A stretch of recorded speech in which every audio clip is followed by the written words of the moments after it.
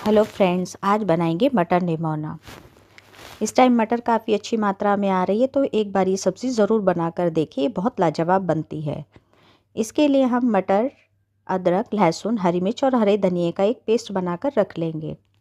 अब कढ़ाई में थोड़ा तेल गर्म करके इसमें हींग और प्याज का पेस्ट डालकर भून लें।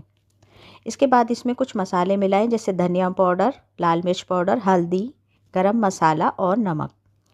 इसके साथ ही हम इसमें जो मटर का पेस्ट बनाया था उसे डालकर भून लेंगे। अब इसमें टमाटो प्यूरी मिलाएंगे। जब ये अच्छी तरह पक जाए तो इसमें कटे हुए टमाटर, कटे हुए आलू और मटर डालकर अच्छी तरह से पका लें। अब इसमें जो मिक्सी में हमारा जो पेस्ट थोड़ा सा बच जाता है, उसमें पानी मिलाकर इसमें डाल दें। मटर निमोना चेक करें बीच बीच में। जब ये ऑयल रिलीज़ करने लग जाए तो समझे मटर निमोना तैयार है। इसे पूरी, पराठे और चावल के साथ एंजॉय करें। Thank you.